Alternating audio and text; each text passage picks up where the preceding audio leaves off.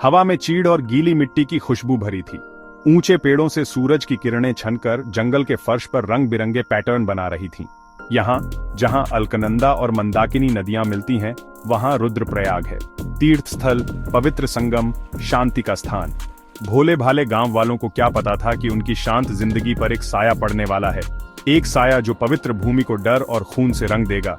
हिमालय राजसी और निर्दयी कई तरह के जीवों का घर था। उनमें से मायावी तेंदुआ, रात का भूत, घूमता था चुपके से। शक्तिशाली और अनुकूल तेंदुआ एक दुर्जय शिकारी था, लेकिन संतुलन में कुछ बदल गया था। कुछ ने इस एकाकी शिकारी को एक नए तरह के शिकार, मनुष्य का पीछा करने के लिए प्रेरित किया था। फुसफुसाहट हवा में पत्तों की सरसराहट की तरह धीरे धीरे शुरू हुई।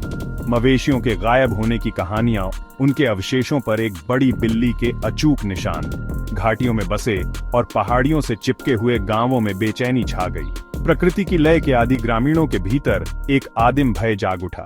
उनकी दुनिया में कुछ गड़बड़ थी। पहली मानवीय हत्या जितनी तेज थी, उतनी ही क्रूर भी। शाम ढलने के बाद घर लौट रहा एक अकेला यात्री बिना किसी निशान के गायब हो गया।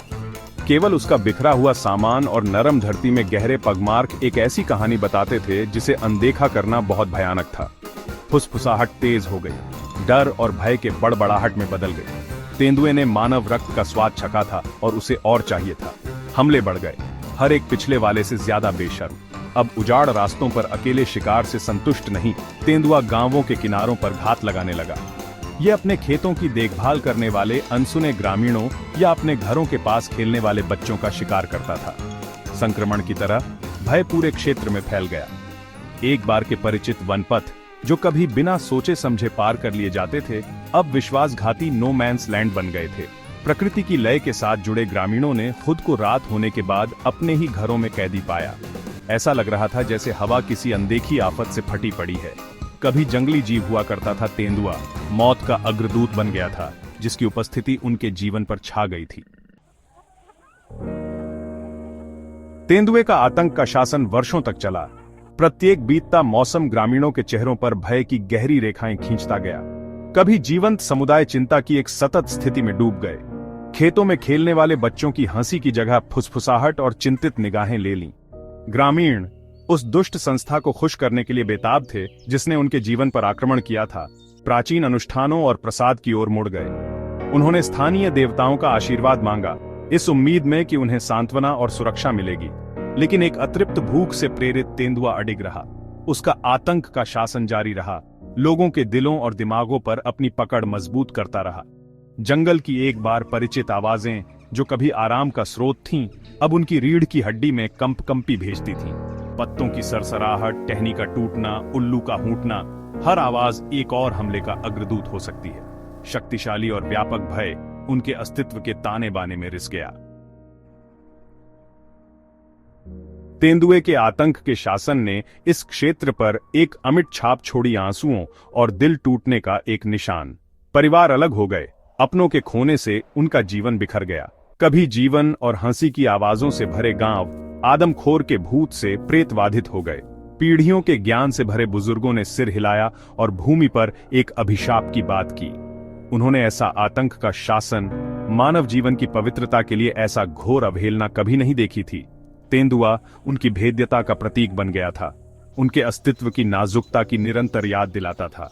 पीड़ितों की कहानियां दूर दूर तक फैलीं, डर और निराशा की हवाओं पर। अचानक हमलों की कहानियां, चांदनी रास्तों पर मिले क्षत विक्षत शरीरों की, तेंदुए के घातक आलिंगन के बाद की भयावह खामोशी की।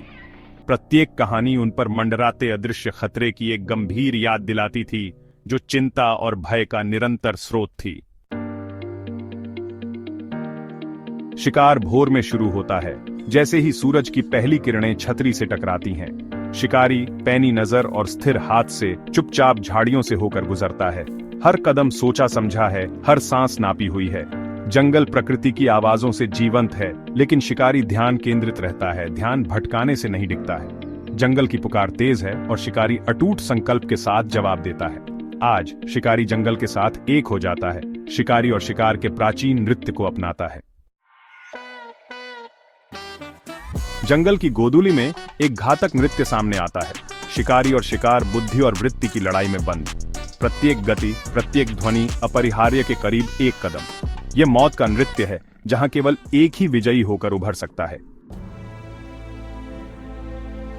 जैसे ही अंतिम मुकाबला होता है, तनाव अपने चरम पर पहुंच जाता है। हवा प्रत्याशा से भरी है, हर भावना तेज है।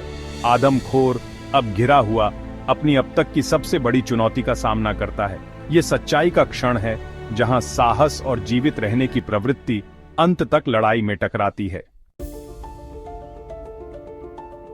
आदमखोर की कहानी उसके निधन के साथ समाप्त नहीं होती है। इसकी विरासत जीवित रहती है, प्रकृति की कच्ची शक्ति और अप्रत्याशितता की एक भूतिया याद दिलाती है। उसके शासनकाल की कहानियां सुनाई जाती रहती हैं, जो मनुष्य और जानवर के बीच नाजुक संतुलन का प्रमाण है। और अब यह प्रतिबिंबित करने का समय है, इस कष्टदायक यात्रा से सीखे गए सबक पर विचार करने के लिए। साहस, डर, जंगली के लिए सम्मान। जैसे ही हम पीछे मुड़कर देखते हैं, हम जीवन और मृत्यु के जटिल नृत्य को और अधिक गहराई से समझते हैं, जो जंगल के हृदय में चलता है।